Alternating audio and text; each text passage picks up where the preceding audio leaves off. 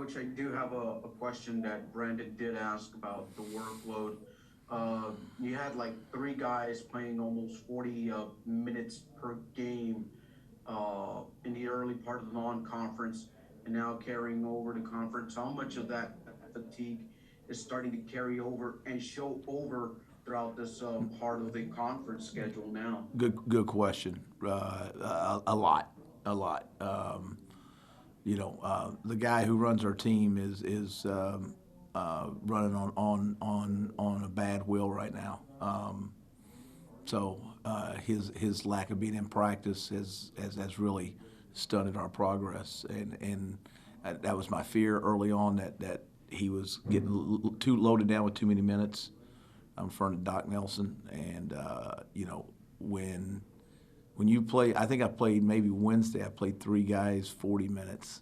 Um, that's hard. That's hard. I don't care what the turnaround is when you play that many minutes at the way I want to play the pace of the game. As you guys understand, whether we've won or lost, the paces of the games have been pretty fast.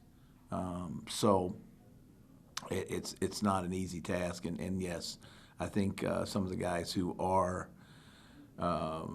dependent upon to log the majority of the minutes are getting tired. Yes, I do. I agree with that, Ray. But what am I supposed to do with it? That's the question. It's just like, hey man, you love playing the game. Suck it up. Let's go. And and with like the rest of the team that's still trying to catch up and still trying to get that mid-season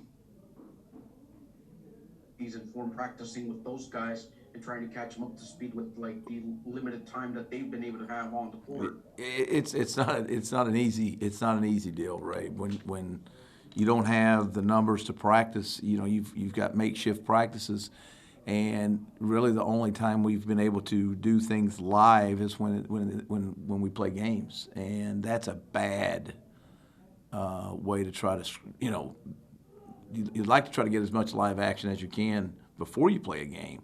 But when you have to play a game and you actually have to do it against, 5-on-5 defense, and then you got to get back and run and do all these things, it's just different. And practices are supposed to be able to build that up for games, and unfortunately, we've not been able to practice the way I want to build that.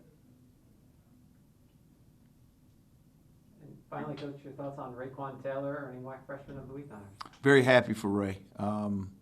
He has been the one guy consistently on our team that rebounds and challenges to rebound. He makes a lot of freshman mistakes, but he's been the one consistent guy day in and day out that when the ball goes up on the glass, he's getting his hands on it.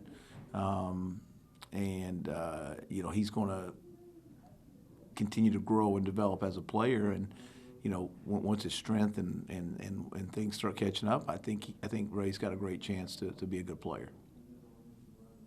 Cool. Appreciate it, Coach. All right, guys.